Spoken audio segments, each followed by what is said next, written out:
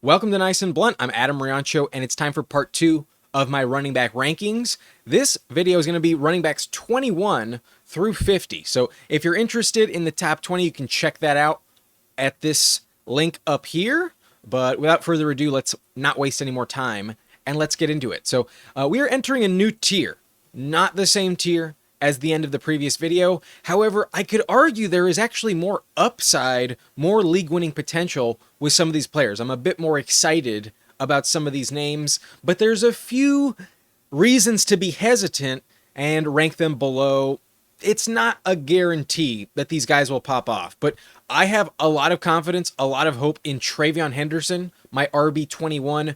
The New England Patriots rookie was good enough, in my opinion, to potentially be a first rounder, but he fell to the early second round, the fourth running back off the board, and in my opinion, he is way, way better than Ramondre Stevenson. He runs a 4.4 340. He's 5'10", 202, out of Ohio State at 22.7 years old. His best comp is Reggie Bush. And I also really like the fact that he played all 4 years in college. While he did deal with some injuries as a sophomore and junior, he actually had his best career year as a freshman at the age of 19. He had 1,255 rushing yards on 184 attempts, 19 total touchdowns, and then 27 catches, another 312 yards. So he can do it all. I think he's going to be very well equipped to stay on the field. And although Ramondre might be a factor early in the season, in September, it might be more of a time split. I think by the time we hit Halloween, week 8, TreVeyon will take over. I think he's by far the better player, and I also believe he can monopolize the goal line touches. I think he can excel and really keep Ramondre off the field. If you were paying attention last year to the Patriots, Ramondre nearly lost his job midseason to Antonio Gibson due to some fumble issues. And if that happens again, I do not believe Mike Vrabel is going to be that patient with him. I think they drafted TreVeyon for a reason, and they want to move off of Ramondre as quick as possible. So the previous organization paid Ramondre not a contract that was a wise decision, and I think as soon as they can, they will cut bait if possible. So Henderson has the opportunity to monopolize all of the goal line rush attempts, and with a cushy schedule, a head coach who knows how to run the ball, and a play caller who we've seen be very effective in the past, there is 15 touchdown potential for TreVeyon.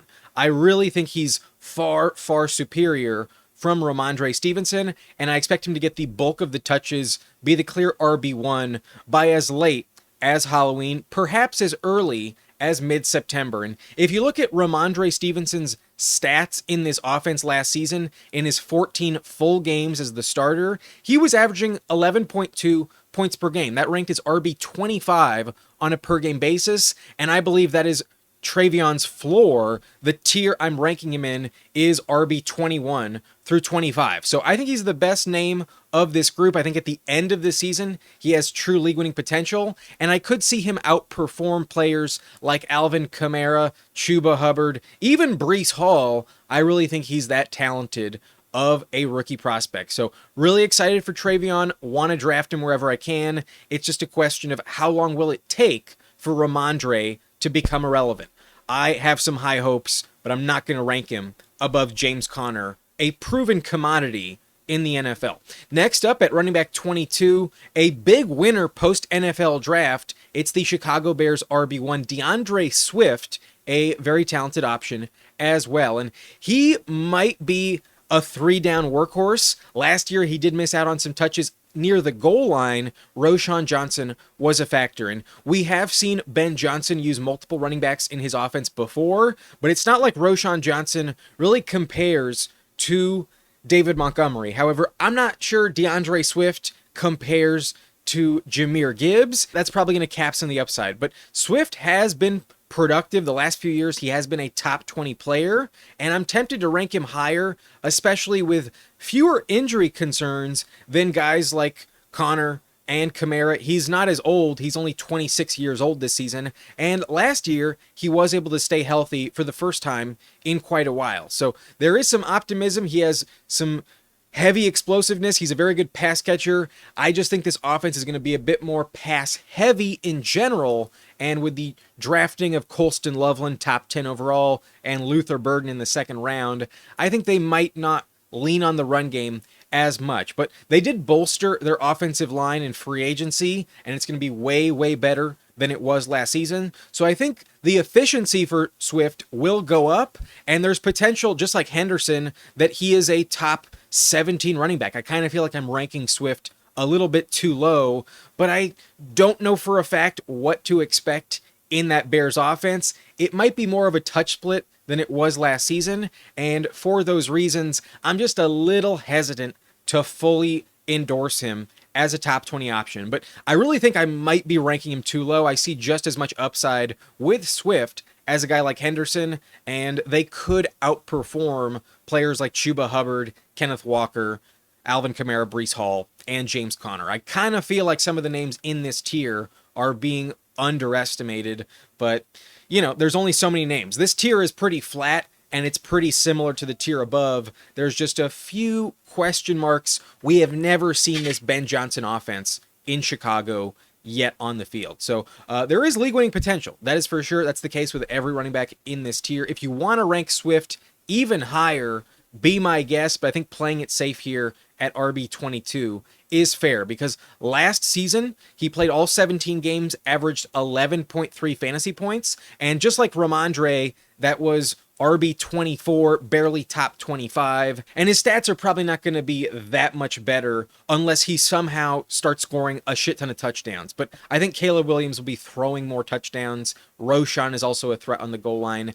I don't think DeAndre Swift doubles his touchdown production from last season. That's what it's going to take in order to crack the top 18. So at RB22, I think it's a fair ranking, a little bit of risk, but a lot of upside involved. If you want to take him and fade some of those players ranked above, go ahead. I don't think it's that big of a deal. If he's your flex play, you're in great shape. As a RB2, I think you still have a competitive roster with Swift as a focal point. But moving on to RB23, I think there's also just as high upside for RJ Harvey, the rookie in Denver, and I would have probably ranked him in the top 18 if not for the signing of J.K. Dobbins. The fact that Sean Payton drafted him in the second round is a big endorsement. If we look at his stats on Player Profiler, he's 5'8", but 205 pounds. He's 24 years old. He played all 5 years in college. He has a lot of experience and probably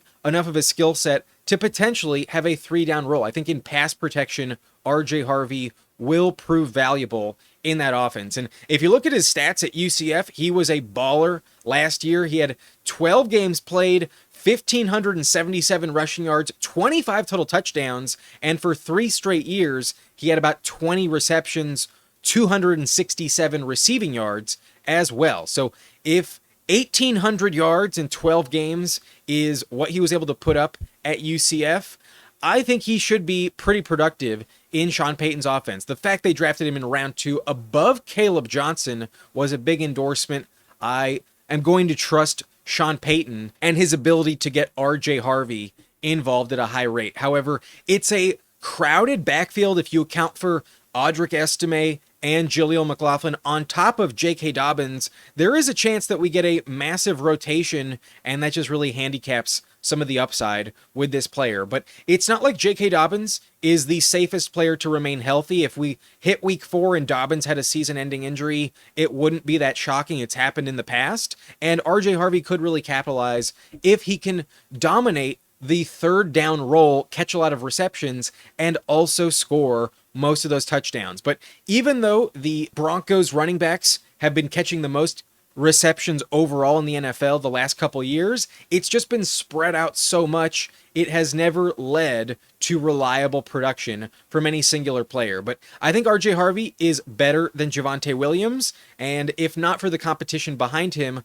I would be a lot more confident in his upside. But it's just hard to fully endorse given how many mouths there are to feed, and Bo Nix probably takes a bit of a leap in year 2. He has more pass catchers overall, like Evan Ingram, Pat Bryant.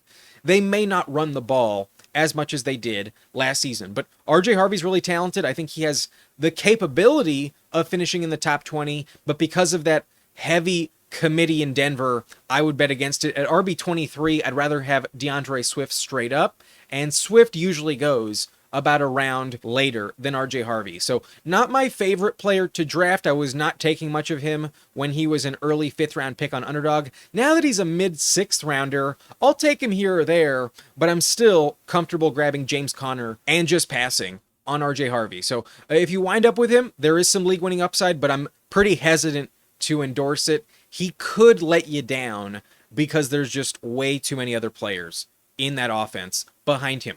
At RB24, a player that I may be underestimating too much. Last year, he was a top 13 running back in points per game. It's David Montgomery of the Detroit Lions. But this offense is going to look much different than it did the last couple seasons. With no Ben Johnson, I don't expect the same role for David Montgomery. If anything, it's going to be favoring Jahmyr Gibbs at a much higher rate.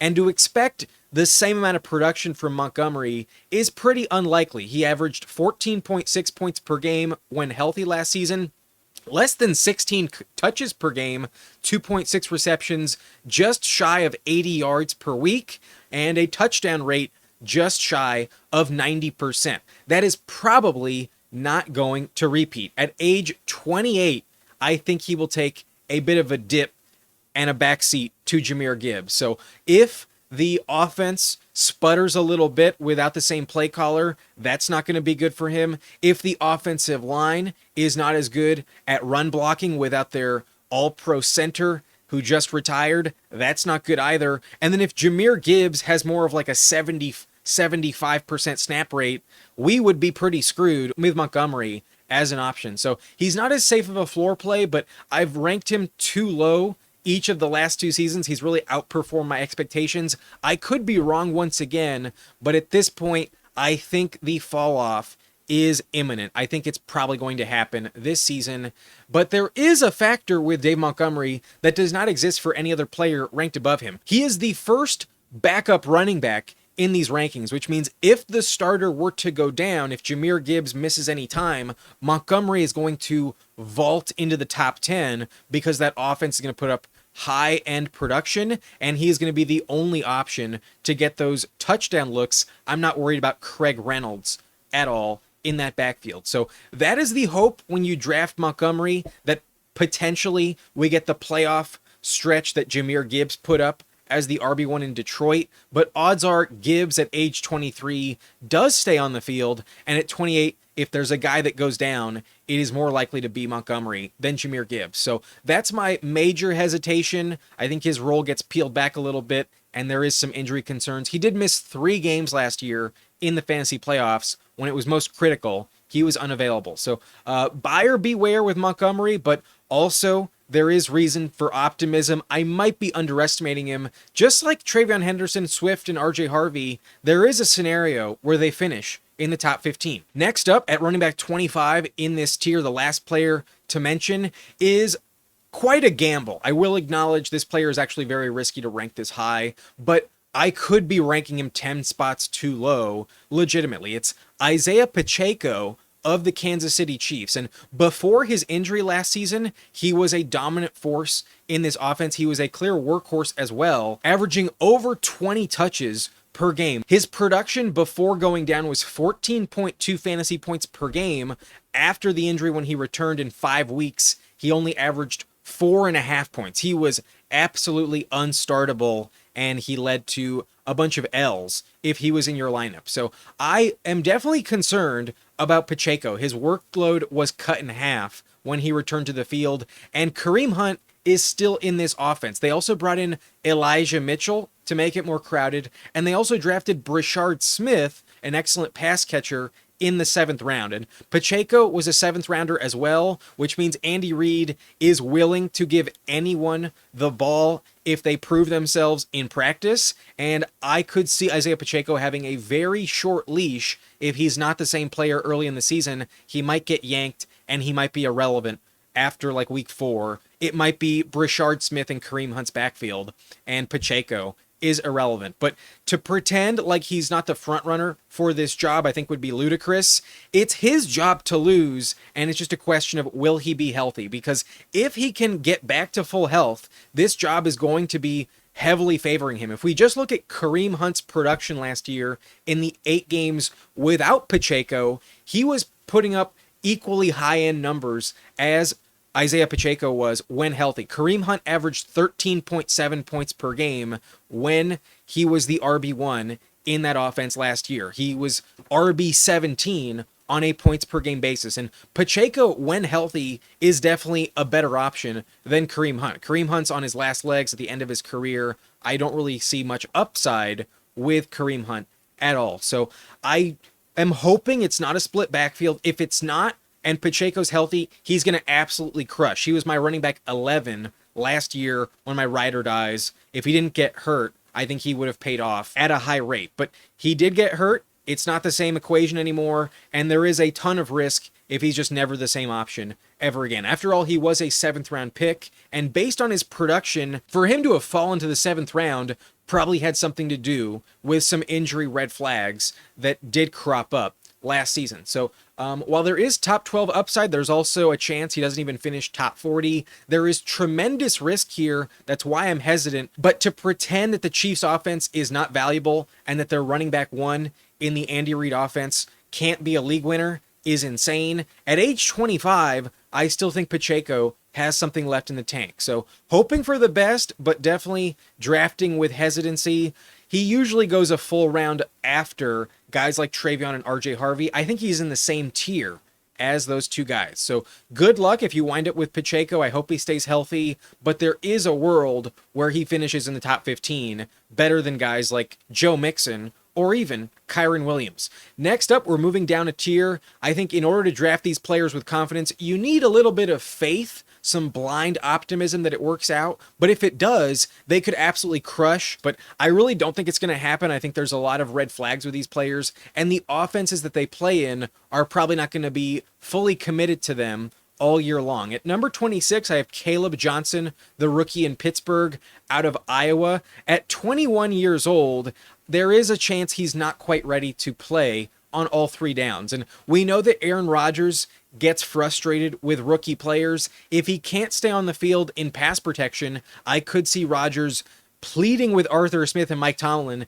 to just keep him off the field and get Jaylen Warren the ball and as many snaps as possible. So there is a massive risk when drafting Kaleb Johnson. I think he's really talented. I think the upside is definitely there. Last year for Iowa, he was extremely productive, had over 1,500 rushing yards, and if you add the receiving yards, it was over 1,700 yards total. He also scored 23 total touchdowns in just 12 games at the age of 21. So he does have massive, massive upside. It's just a question of will he stay on the field? That is not a guarantee. But with Najee Harris leaving to the Chargers, there's a big void in this backfield that's completely up for grabs. And at 6'1", 224 pounds, Kaleb Johnson has the size to operate as a 3-down running back. However, he's kind of slow, runs a 4.57, and weight-adjusted speed score is still not that impressive. But at age 21, he still has a lot of room to grow and emerge as a very productive player. It's just a question of will Aaron Rodgers have the patience to trust him on the field. That's what I'm mainly worried about, and why sometimes I'd rather just pass on Kaleb Johnson and draft Jaylen Warren 2 rounds later, because I could see a world where Warren is actually the player you need in the Steelers offense. But there's also a question of what will this Steelers offense even look like? Is there going to be enough touches to go around and enough touchdowns to actually have a viable backfield in fantasy? I'm not convinced that is the case. So I would rather kind of just avoid this backfield entirely. I think even if somebody does emerge as the RB1, their ceiling is going to be capped so much that you never really get double digits consistently in your fantasy lineup. Even Najee Harris last year in games without Jaylen Warren wasn't even giving you 10 fantasy points per week. He was still pretty trash, and there were very few touchdowns to go around in general. How much is it going to change? I don't think it's going to be that much different. In general, I'm passing on the Steelers running backs and not drafting Kaleb Johnson. I think this year is not going to work out in fantasy. But the same kind of goes for RB27. I think the offense he found himself in is going to cap his upside, and it's Quinshon Judkins of the Cleveland Browns. Also a very talented player at age 21. There is room for growth and a chance to pop. But in Cleveland, how many touchdowns are they going to score? I could see a world where Cleveland barely averages 1.5 touchdowns per game, and most of those are probably going to go to pass catchers in that offense. So I could see Judkins finishing the year with like 1,200 total yards and only 2 touchdowns. And if that's the case, you're never going to get a weekly ceiling in fantasy. That's going to be very disappointing in your lineup. So I'm not confident in drafting Judkins. I kind of just want to pass on the Browns backfield entirely. Their quarterback situation is the most ugly you can find,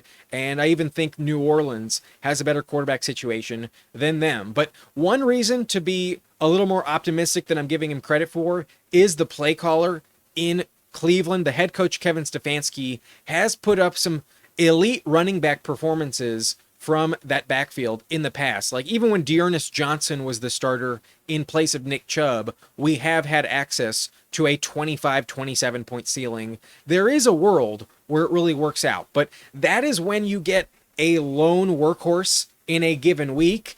Entering the season, we might have a 3-headed backfield that really caps the usage for any singular player. So even though Judkins is clearly the guy, they drafted him at the top of the second round, and you know they're going to use him more than any other player, I don't think Jerome Ford is disappearing. Jerome Ford is pretty good in pass protection and out of the passing game. So on third down, I think that's his job. And then Dylan Sampson was also drafted in the 4th round, and he's pretty good. I thought he was a legit option as a potential starter on a different roster. As the backup to Judkins, I'm pretty worried that we never get more than like 15.5 touches per game from Quinshon. So as much as I'm excited about his talent, he's a really talented guy, 6 feet, 221 pounds, 4.48 speed, weight adjusted speed scores in the 92nd percentile. His best comp, according to Player Profiler, is Nick Chubb. I think he's a good fit for this offense. I'm just not really convinced this offense is one that's going to pay off in fantasy. But he's had some really good numbers in his college career. First 2 years out of Ole Miss, he was elite. Rookie season had 1,699 total yards and 3 straight years with at least 16 total touchdowns in college. Last year, he played for Ohio State alongside TreVeyon Henderson and helped lead them to a national championship. So he's a good player. I'd want to rank him higher. I think there's a chance for him to be a top 20 option in the future, but because of the crowded backfield, the lack of production in Cleveland in the first place, it's just too many red flags for me to fully endorse. I think it's a little too risky to feel good about, and I will pass on Judkins if I can. But if I'm wrong, if he has this backfield kind of all to himself, he might be way, way more effective than I gave him credit for, but still the touchdowns are going to be lacking. So at RB27, I feel like I'm giving him some credit, but not very much. It feels like it's more risky than safe as a draft day proposition. So I'm going to pass. If you prefer him more than I do, I understand, but I think it's too risky to bet on a Browns running back this season. At RB28, I kind of feel like I'm too low on my Aaron Jones ranking here, but Aaron Jones is a red flag because of his age. He's going to turn 31 in December, and last year he had this backfield all to himself. There was really no viable backup. Ty Chandler quickly became irrelevant, and then they traded for Cam Akers, but Akers is not really a valuable handcuff in the first place. However, this year there is a lot more competition. They traded for Jordan Mason of the San Francisco 49ers, and then they also gave him a decent contract, a 2-year deal worth about the same money per season as Najee Harris. So a decent investment in Jordan Mason. Mason is 4 years younger and was a top 10 running back when healthy last year, so definitely can perform. The only reason I still trust Aaron Jones to stay on the field more is because his contract is bigger. They're more invested financially in Aaron Jones. He was also really productive last season. He averaged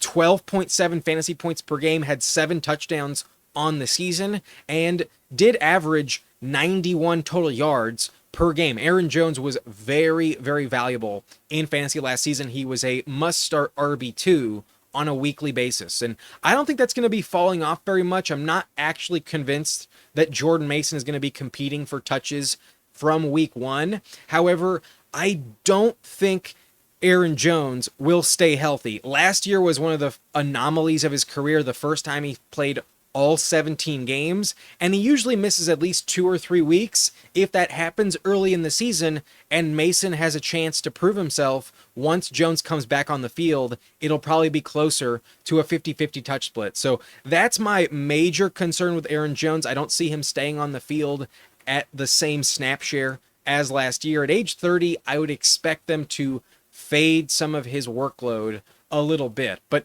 he's going to stay the pass catcher. I think that's a lock to repeat because Jordan Mason was not a receiver in the Niners offense last year. Maybe he has that skill set and we just didn't see it, but I don't really see that changing at a dramatic rate. I expect Aaron Jones, a very good pass catcher, to be staying on the field for the most part, and usually rookie running backs enjoy the check down to their pass catching running back. So that's why I still trust Aaron Jones a decent amount, but the age and injury concerns are a big red flag. He was RB20 in points per game last year. At RB28 in my rankings, I might be discrediting him a little bit too much, but to pretend like Jordan Mason and the age is not a big factor would be naive. So not going to overestimate Aaron Jones' projection this year. At RB28, I think that's a very safe floor and a pretty wise investment based on his cheaper draft capital than guys like Kaleb Johnson, Quinshon Judkins. You can usually get him a full round cheaper than those options. I think he's just as valuable, if not more, as those rookies. But RB29 is going to start the year as the RB1, just like Aaron Jones, but I'm actually a little bit more concerned that he loses his job midseason to the backup. I'm talking about Tennessee Titans running back Tony Pollard at age 28. He's kind of sneaky getting up there, like I wouldn't have expected Pollard to be this old. He feels like he's more like 25, 26, but he's actually played quite a long time in the NFL. Behind Ezekiel Elliott, he was just never really a massive workhorse in that Cowboys offense until the end of his stint. He is paid a decent amount, an $8 million investment by Tennessee given to him last year. I don't expect them to put Tyjae in ahead of him to start the season, but last year Tyjae was dealing with some injuries and that was a big factor, and late in the year Pollard did go down and we saw Tyjae be very productive. Tyjae Spears is really talented and also elite in the passing game. I could see Pollard's role be more diminished in 2025, but he was pretty decent, a pretty good floor play last year when he was active and Tyjae Spears was on the field with him in 11 full games. Tony Pollard was averaging 10.4 points per week and his touchdown rate was really low. However, in the 5 games without Pollard, even though he was putting up over 105 total yards per game, he only averaged 12.8 fantasy points. That would have been on pace with Aaron Jones as running back 20 on a points per game basis. So that's kind of the best case scenario. If Tyjae is unavailable, you might get a top 20 running back out of Pollard. But one reason to be more hopeful is the fact that Cam Ward is entering the equation, and this offense is probably going to be a lot more productive than it was last year with Will Levis. We're not going to get anywhere near as many turnovers with Cam Ward as the quarterback. But I still think Tyjae is a legit backup that will be a problem for Pollard's workload, and it could really be a problem if we head into November and this is an even 50-50 touch split. Then Pollard might not even rank as a top 30 option on a points per game basis. I think if anything, we might get Tyjae overtaking him by the end of the year, and that might actually be the player you want to draft in the first place. But until we see it, I'm not going to rank it that way. I still think Pollard enters the season as the guy, and if he stays healthy, if he stays productive, that probably is not going to change. He has proven more than Tyjae has in his NFL career. So that's why I rank him higher, but not dying to draft him. I think I might just prefer taking the 4-round discount and getting Tyjae around pick 130 as opposed to Pollard around pick 90. Next up, the last player in this tier, one of the last remaining starting running backs, it's Brian Robinson Jr.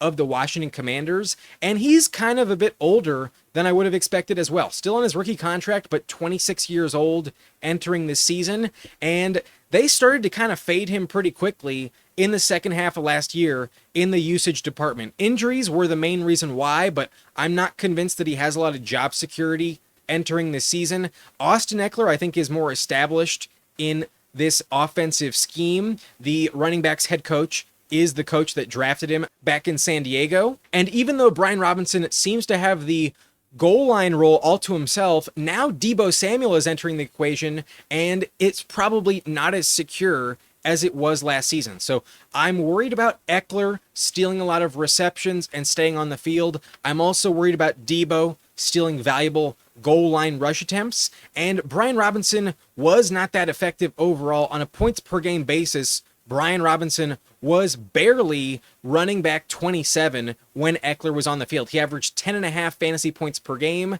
and it's not like he was a dominant workhorse. He averaged less than 13 touches per week, only 1 reception per game, and less than 60 total yards when Eckler was active. The only reason why he was in your lineup is because he was scoring touchdowns at a very high rate. He was scoring 2 touchdowns on average every 3 games. So if that falls at all, if it just dips to just 50% of a touchdown rate, you are not even getting a top 30 player. And if Deebo also eats into the workload, I don't think Brian Robinson is a safe investment at all. I actually even think Ja'Cory Krosky-Merritt, the 7th round rookie, is going to eat into his volume as well. So it's a more crowded backfield. We've seen that they can kind of insert anyone into that rotation and get some production. Even Jeremy McNichols was pretty relevant when he was the starter in Washington last season. Kind of anyone can play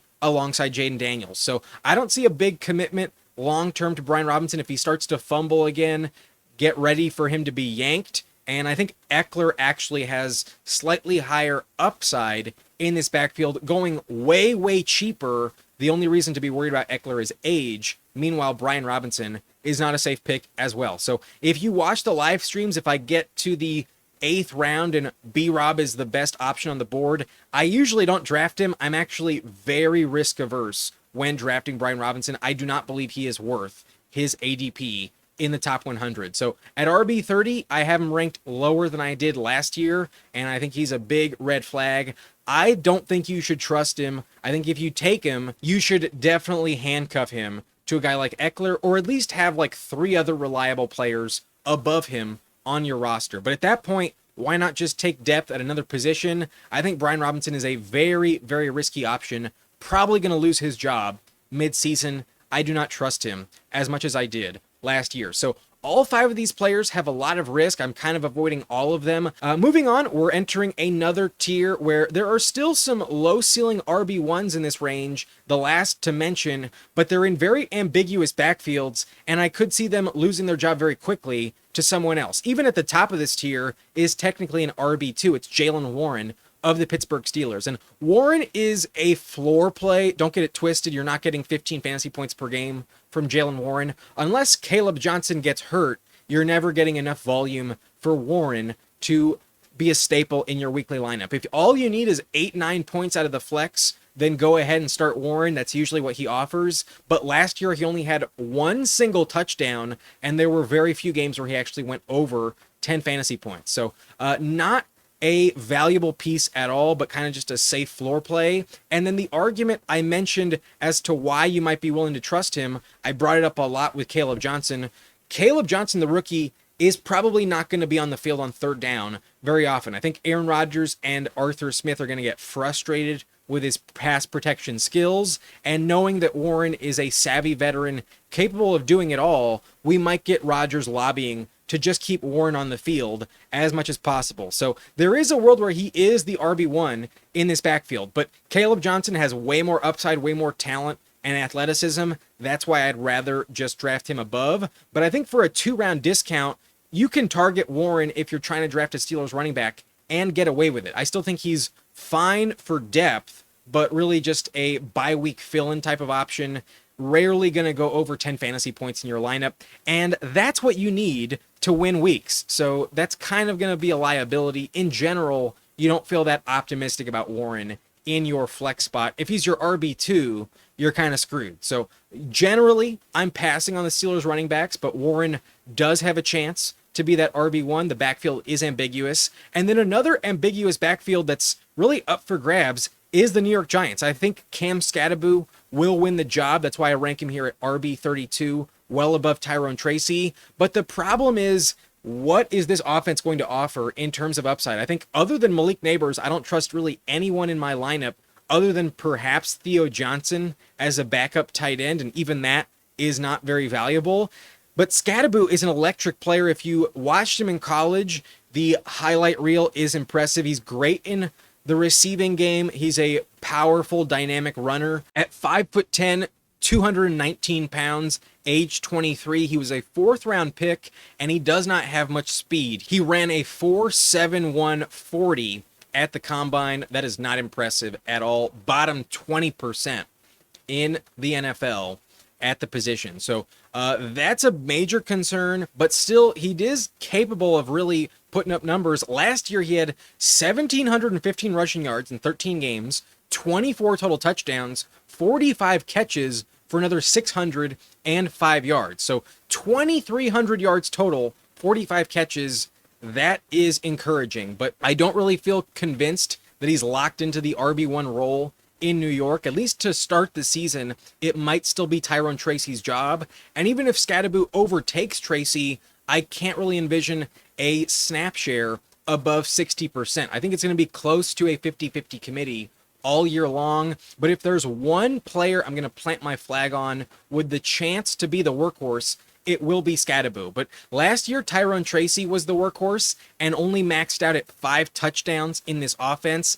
I can't really envision that many more for Skattebo, given their quarterback situation and just terrible vibes with the head coaching. And Brian Dable and Joe Shane are probably losing their job by the end of the season. So this team could crater and never really score any points. I'm really terrified that Skattebo never elevates himself well above Tyrone Tracy, and technically Devin Singletary is still a factor in that backfield, but I wouldn't be worried about Singletary. It's just Tracy losing the job or not. You might be drafting the backup with Skattebo in New York. So in general, I'm just avoiding the Giants backfield entirely, and I really have low confidence that there's any ceiling available for any one guy. But if I had a gun to my head, I had to draft one, give me Skattebo. He has the most exciting upside of this backfield overall, but not trusting him this year, I think it's a little too risky to gamble on. Then at RB33, we have a very ambiguous backfield in Dallas, and my bet to be the guy is Javonte Williams. I've been a Javonte Williams truther in the past. Granted, it was like 3-4 years ago, and while it has burned me, it was mainly due to injury. He's taken a while to fully recover, and then in the Sean Payton system, it was a big rotation. It never really got his footing. If he can somehow crack open this backfield and have that Rico Dowdle level role, there is a lot of upside. Rico Dowdle, as the starter, was actually a top 25 running back on a points per game basis. Dowdle was averaging 12.1 points per week in 11 games as the starter last year, and it was mainly volume driven, over 20 touches per week, 97 yards on a per game basis, but his touchdown rate was brutal. He barely averaged 1 touchdown every 4 games, and that's going to be the big red flag for any Cowboys running back in the first place. Touchdowns are going to be hard to come by in the Brian Schottenheimer offense in Dallas. I think if anything, Dak Prescott will be favoring CeeDee Lamb, George Pickens, and Jake Ferguson in the red zone. We might luck out where Javonte is scoring 8+ touchdowns next year, but odds are he's in a big committee where he's just not the single focus in this backfield. He's going to be competing with Miles Sanders and Jaden Blue, and it's really a crapshoot on who to invest in with a guarantee to be the starting option. So even though I am putting most of my eggs in the Javonte Williams basket, I can envision a scenario where even if he is the starter, there is not enough upside for him to be productive and ever startable. And that's why at RB33, I'm kind of just ignoring him entirely. I do not want to draft a Cowboys running back if it is not a best ball format. In redraft season long, I think it's going to be a terribly risky proposition on whether or not you're starting a Cowboys backfield player on a weekly basis. I think if you are, you will get screwed way more often than it hits. So I'm going to avoid Javonte, but one reason for optimism, he's still only 25 years old, and perhaps he still has a lot left in the tank. He could still have a breakout season.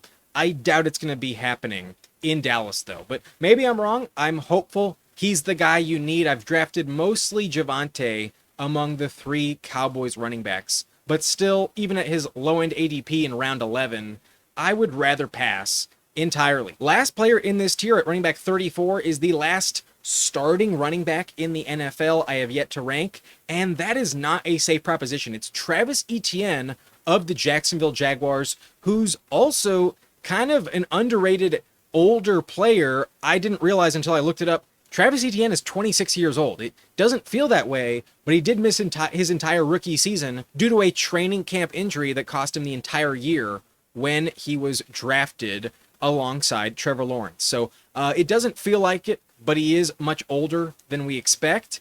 And he's the only first-round pick in this backfield, but that kind of doesn't mean anything to me, given it was a completely different coaching staff that took him. It wasn't even Doug Peterson. It was Urban Meyer, and that was a nightmare when it happened. So I don't feel that confident in Etienne. Last year, he wasn't even better than Tank Bigsby in this backfield, and now we're drafting him with the confidence he's the guy. I am not compelled at all to be taking him with any level of confidence, because last year in 15 games, he didn't even average 7.5 fantasy points. His average was 7.4. Bigsby was averaging 11 touches per game. Etienne was averaging 12.6. And this is going to be a major split backfield once again in Jacksonville. And with Liam Cohen entering the mix and the drafting of Bhayshul Tuten, I think if there's a player they're going to be fading very quickly, it is Travis Etienne. Maybe they give him the rock a lot in the first 3 games as trade bait, but I think otherwise he has no real value as a individual player. I think it's too much of a crowded backfield to really trust him, and I personally think there's more upside with Bhayshul Tuten. I could even see Bigsby outperforming him just like he did last season. So the touchdown rate was brutal for Etienne, only 13% on a per game basis. That is terrible. And he was very inefficient, only 3.7 yards per carry from Etienne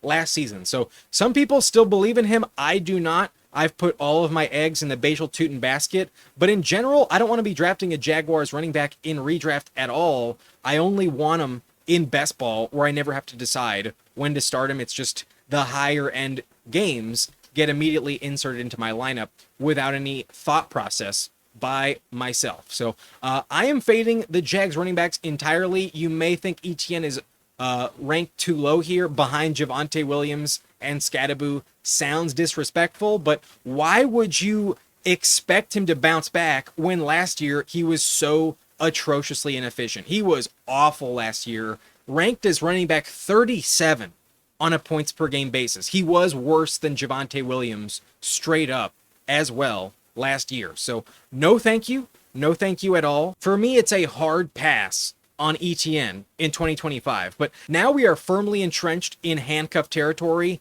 And while some of these players may not get the rock very often, they are by far and away the most valuable handcuffs you can find. At RB35 at the top of this tier, at age 24, I have Zack Charbonnet of the Seattle Seahawks. We've seen what he can do when he's the starter in Seattle. He averaged 17.6 fantasy points per game in 6 weeks without Walker on the field. But the problem is, in general, you're not getting him as the starter when healthy. When Walker was on the field, Charbonnet only averaged 5.5 points per game in 11 games in a split backfield. So only averaging 6.1 total touches, that is not enough to endorse. You're never starting Charbonnet if Walker is active. So that is the major risk, but to pretend like his ceiling isn't elite would be naive. I don't think there's any other backup that is more talented straight up than Charbonnet. It was kind of a shame he got drafted by the Seahawks. I think he'd be an elite RB1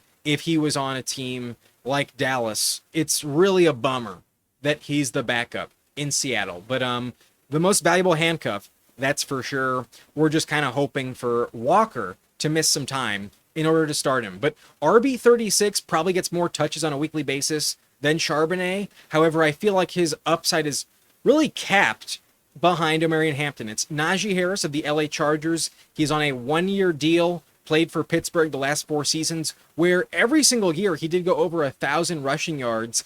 I don't think that's going to happen this year in LA. Maybe I'm underestimating him. Maybe he gets more volume than I give him credit for. And maybe he's a much more efficient player, given his O-line is going to be the best of his career this year with the Chargers. But I really think Hampton is that guy. is that talented. I think by the time we hit week 5, Najee's going to take a drastic backseat because Hampton is just way more explosive and just far more efficient. It would be kind of stupid to give Najee the rock at a high rate. But at some point, they're going to give Hampton a rest. It's going to be a bit more of a split committee than I would like. And perhaps I've drank the Kool-Aid too much on Hampton that Omarion is ranked too high in my rankings. Najee might be more of a threat than I give him credit for. So the floor that Najee offers is kind of on the same level as Jaylen Warren. I could rank him like 5 spots higher and it would be justified, but I really believe in Omarion Hampton. I do not believe in Najee Harris.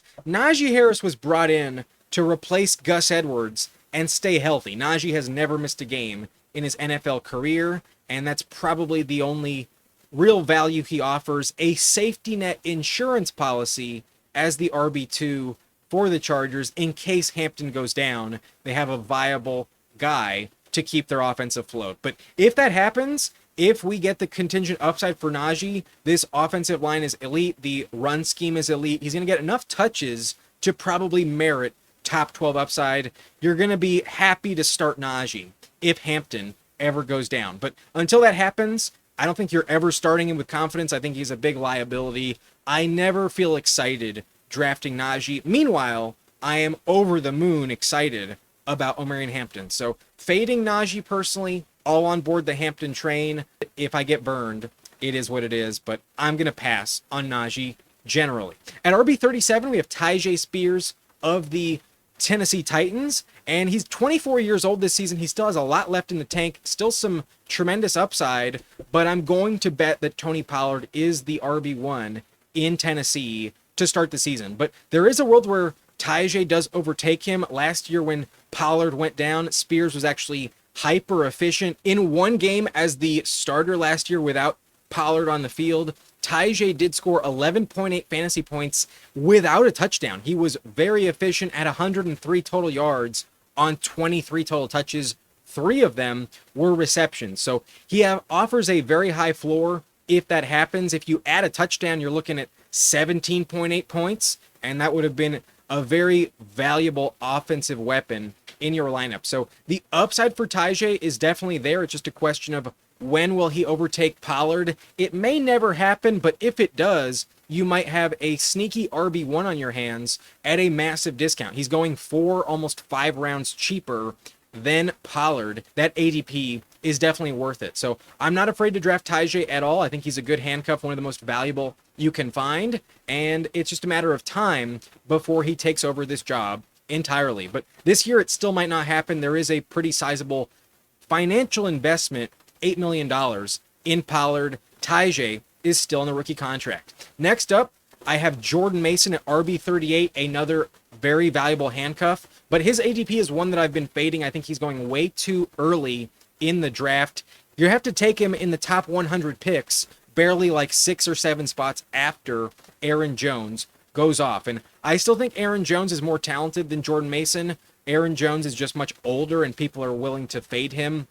I don't think Aaron Jones is going away. There's more money committed to Aaron Jones than there is Jordan Mason. But Mason did sign a pretty decent contract. He's getting basically the same amount of financial investment as a guy like Najee Harris, but they traded for him from San Francisco last year, and it might take him a little bit of time to fully immerse himself in the Kevin O'Connell system, which generally speaking does not offer a lot of touchdown production. Last year, Aaron Jones had the most touchdowns we've ever seen in the Viking system with Kevin O'Connell. He had 7 touchdowns, and even that is not that much. But the reason why I'm not dying to draft Jordan Mason, especially at ADP, is the fact that he does not catch passes. Last year as the starter in the Kyle Shanahan system, replacing McCaffrey, he was kind of brutal, only averaged 1.4 reception per game as the healthy starter. That's pretty brutal, kind of irrelevant in full PPR formats. So even though this is a half PPR setting, I still think it's going to hold him back.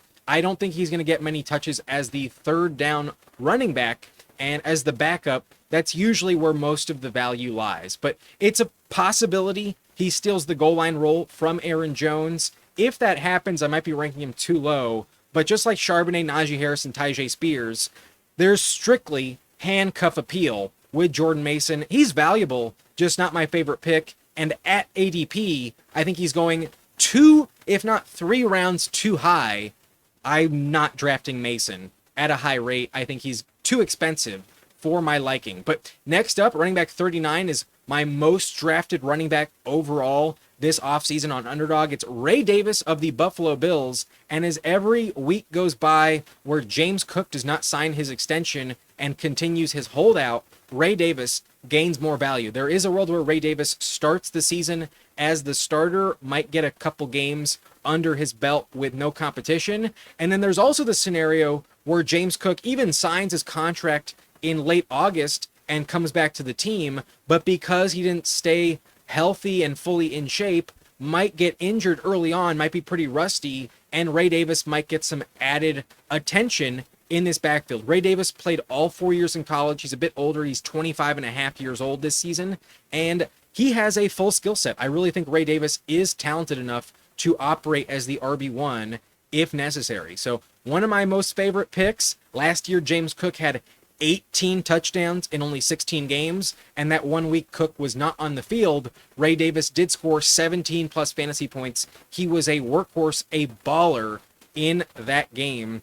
Ray Davis was phenomenal. So I like him a lot. I really think he's a valuable handcuff to own. I've been targeting him like crazy, and he's one of my favorite clicks on the board in round 12. So draft him for sure. I could argue he's just as valuable as Najee Harris is this season. But next up, we have Bhayshul Tuten at RB40, one of my most drafted players as well. Like I mentioned with Travis Etienne, I am putting all of my eggs in the Bhayshul Tuten basket in this backfield. I do not trust Etienne at all. He wasn't even as productive as Tank Bigsby last season. And with a new offensive coach and GM, they drafted Tuten in the 4th round. I think long-term there's going to be the most amount of investment in Tuten in this backfield overall. At some point, I think he will overtake the other options and operate as the RB1. But when will it happen? It might be next year. It might be by week 5 of this season. And if it does, I envision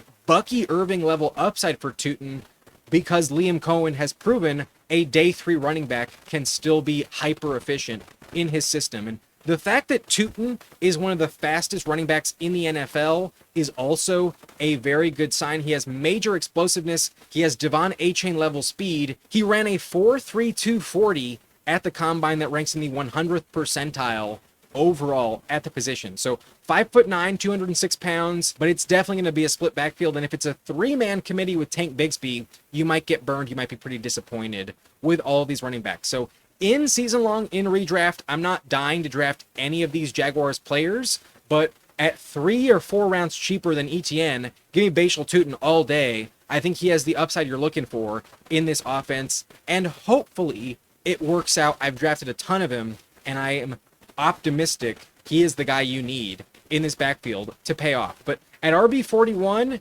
another high upside valuable piece, it's Rachaad White of the Tampa Bay Buccaneers. And Bucky Irving did emerge as a stud last year, but in the second half of the year was only averaging 55% of the snaps in this offense. So Rachaad White was still pretty productive, averaging a sizable workload. This year, I expect that to be diminished significantly. I think it's going to be like a 65-35 type of touch split, not 55-45. And Rachaad White's going to be on the lower end of that spectrum. So he could get overshadowed entirely. He might not have much of a role, but Rachaad White is an excellent pass catcher, really good after the catch, not very efficient in the run game, but still capable of staying on the field at a decent enough rate to be somewhat relevant in fantasy. But just like Najee Harris, I think even if he's on the field, you're not getting more than like 8 fantasy points per week. And in general, as just a floor play, I'm never really starting Rachaad White, knowing that Bucky Irving is the guy you want. I'm far more interested in Bucky Irving this season than Rachaad White, and that's a no-brainer. Bucky's a 2nd-round pick. Rachaad, a 12th rounder. So not that excited, but if Bucky Irving were to ever go down, Rachaad would have top 15 value in this backfield, and they run the ball a lot, at least they have in the past. There's a chance he's still relevant, even if Bucky Irving does stay healthy, but I'd rather not bet on it with like a ton of optimism. I'd much rather have Ray Davis, Tyjae Spears, or Bhayshul Tuten all going in a similar range. But the last player I will mention in this video, running back 42, the last player of this tier, also a very valuable handcuff. It's J.K. Dobbins of the Denver Broncos. And I'm worried about this committee. We mentioned when talking about R.J. Harvey, there's way too many mouths to feed. While I don't expect Estimate or McLaughlin to really be that big of a factor, they're also not going to disappear entirely. So if they combine for like 15-20% of the snaps, now we're trying to split hairs between R.J. Harvey and J.K. Dobbins. And if like 55% goes to R.J. Harvey, that only leaves about 25% for J.K. Dobbins. So that's kind of like what I'm expecting for him. Barely a quarter of the touches in this offense. Maybe it's more like a third, but even that is not that valuable in my opinion. There's just too many mouths to feed, a lot of touches being spread around to different players, and Dobbins also carries a ton of injury risk. Even if on a per game basis he's more valuable than Najee Harris, Tyjae, or Jordan Mason, he could also get hurt by week 3 and suffer a season-ending injury. We never see him on the field once again. That's happened multiple times in his career. But last year he was hyper-productive for the Chargers. He was a top 20 running back in points per game. He averaged 13.5 points per game in 13 weeks as the starter. So the upside's definitely there. I think Dobbins is really talented. I was hopeful he would stay with the Chargers, but he did sign for more money. Can't blame him. He went to Denver and really crowds that backfield up in a way where you can't feel good about starting anyone other than R.J. Harvey. So I don't think you're ever starting Dobbins with confidence. I don't think unless Harvey goes down, he's ever cracking your lineup. And that's just a bench stash in my opinion. Some of you rank him much higher than I do, but I just don't really see it. I think it's a big liability because the Broncos backfield is too crowded. So that's going to be it for this tier. That's going to be it for this video. Here is a reminder of all the players I've ranked up to this point. And in the top 20, I mentioned it in a previous video. You can see it here on the screen. All of those guys were ranked above today's players. And then starting at RB21, we have TreVeyon Henderson, followed by DeAndre Swift, RJ Harvey, Dave Montgomery, Isiah Pacheco in a tier of their own. Then we have Kaleb Johnson, Quinshon Judkins, Aaron Jones, Tony Pollard, and Brian Robinson in a tier below. And then the next tier is Jaylen Warren, Cam Skattebo, Javonte Williams, and Travis Etienne. And then the last tier of this video, the most valuable handcuffs, is Zack Charbonnet, Najee Harris, Tyjae Spears, Jordan Mason, Ray Davis, Bhayshul Tuten, Rachaad White, and J.K. Dobbins. That's going to be it for me in this video. Hope you enjoyed. If you did, hit that like button and subscribe as well for more content like this. We'll hit up wide receivers in the next one, and I hope to see you there. My name is Adam Riancho. Thank you for watching. Nice and blunt.